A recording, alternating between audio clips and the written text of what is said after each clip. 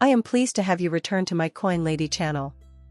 In my view, we are currently seeing the formal commencement of the third iteration of the Bretton Woods Agreement. Sure, we are. Also, this video covers a lot of ground, so kick back and enjoy. Imagine it is still September of 2023. Yeah, it was September of 2023, which was about a year ago. Wow, the passage of time is really mind-boggling. But I did ask whether anyone had paid attention to the UN statement from 3 days earlier. They want a fresh Bretton Woods moment to trigger systemic transformation on a worldwide scale. If you've been keeping up with the XRP side of things, you know that the community has been demanding a new Bretton Woods for years, and the time to act is now. In my opinion, tensions are rising. Even though we have a long way to go, things are starting to heat up. I also believe that utilities projects in this area will play an important role in the future, so I'm doing extensive research on them now. The UN has laid forth daring options to save SDG funding, but only if we examine the situation closely. Also, if we move quickly, we can take advantage of this window of opportunity.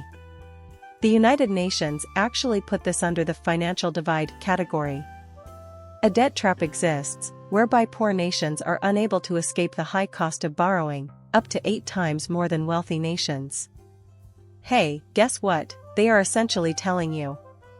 Currently, 1/3 of the world's nations are in danger of experiencing a fiscal crisis due to the ongoing debt trap. Holy cow. In other words, the United Nations is letting the world in on a secret that governments and people everywhere have been fighting to keep hidden. A catastrophe is imminent. They would prefer not to inform us of it. Their intention is to reassure us that everything is fine. Continue to deceive us. Nations that are heavily indebted have more than 40% of the world's poorest citizens. Solutions also need to be systemic, which brings us to this point. Reforms to the world's financial system are obviously necessary to address the systemic issues plaguing sustainable development funding. Afterwards, there is additionally, he wants nations to recreate the Bretton Woods era and agree on a new international monetary system that takes into account the current state of the economy and power dynamics. We must seize this crisis as an opportunity, work together to identify funding solutions that will help restore global solidarity, and generate fresh energy for climate action and sustainable development. You know, what's crazy is that you should really put this in perspective for a second. In other words, the UN is telling us this. A new Bretton Woods moment is necessary. At this meeting, nations will agree on a new international financial system that takes into account the current state of the economy and the balance of power. There are more than 100 countries active in the BRICS at the moment, and they are all growing fast. Even though they aren't officially part of BRICS, they are participating in conversations about them. Right now, we know that BRICS have been advocating for new financial architecture. They're attempting to develop novel monetary systems and similar endeavors. Funny thing is, the UN was really outlining this new solution, or blueprint, over a year ago, so this is happening at the same time. Problem, reaction, and solution is what I usually say. There is already a major issue outside.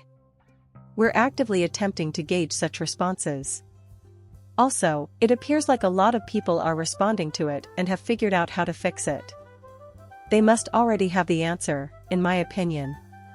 We have observed the behavior of the BRICS, and Jim Rickards is also here. World Bank and IMF models were mimicked. They are trying to replicate the structure of Bretton Woods. In addition, they are constructing telecom channels, fiber optics, and submarine cables to avoid Western-controlled channels like SWIFT. It's not like the BRICS suddenly decided to accomplish something monumental last week. I think we can pull this off. We can give it a shot. No, he retorted, think back to 2008, what happened the following year? Russia started buying a lot of gold in 2010. At this point, why is gold relevant? Alright, I think we should head over here.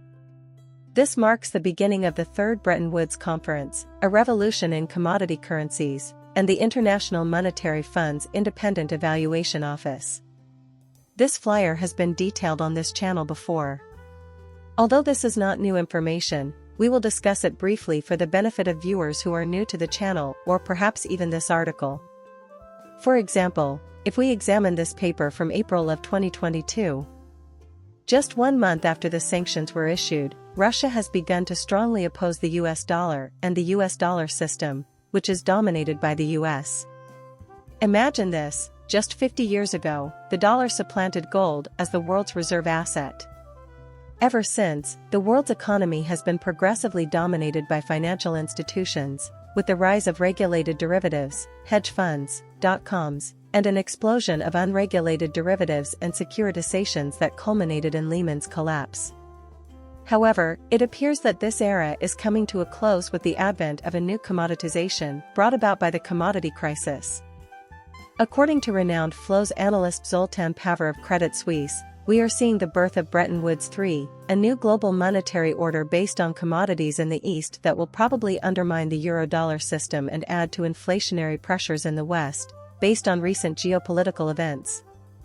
What happens in the third Bretton Woods meeting? Even if they may have some questions, this is mostly just a conspiracy, and the most bizarre thing is that we are seeing it unfold right now. Zimbabwe has just unveiled its ZiG, which is backed by gold. This money is brand fresh to the market. It was in May when this occurred. I understand. The total value of its transactions at that time was 20%. Now, 40% of transactions in Zimbabwe are paid for using ZiG, a cryptocurrency backed by gold. Incredibly, the government is actually making use of this for 80% of trade. Everyone is attempting to claim that the gold-backed currency revolution is irrelevant, but when we examine it closely, we see otherwise. No one gives a hoot. This won't be covered by American media. Hey, guess what? Indeed, is Zimbabwe going to, drive everything around us? It's starting to become a reality. No, I don't think so. As a matter of fact, it's little. But the major point is BRICS, and more especially, the gold-backed currency that BRICS were proposing. In the summer of 2023, more than a year ago, is this still being seriously considered at this point in time? Actually, I think that the BRICS' current initiative to establish a payment system using digital currencies and blockchain is comparable to their gold-backed currency plan, which was revealed in March. Tell me why. You have tokenized gold when you have a digital currency and a financial system based on blockchain. I don't understand why that matters. So, you want to know what? It doesn't take much time for gold to go across the globe. The worst part is that you won't even have to move it. So be it. I mean, it's the main reason why people hate gold, it's so heavy and cumbersome to move about. Having said that, fractionalizing gold is now possible alongside tokenizing it. It is crucial to be aware that tokenization of gold will be a reality when considering a digital-based financial system. However, gold will also play an important role as an anchor for currencies, providing a stable foundation for them. I think we've covered this before in relation to central banks, hasn't we? Support for CBDCs is growing from central banks. Are they up to any other mischief? A lot of gold is being bought up by them. It is actually setting new benchmarks. They're purchasing that much gold. If they weren't planning to rely on gold as an anchor for CBDCs, then why are they doing this? Everyone must see through the facade and see what is truly happening. My video would not have been seen without you. Support my channel with a like and a subscription. Goodbye for now.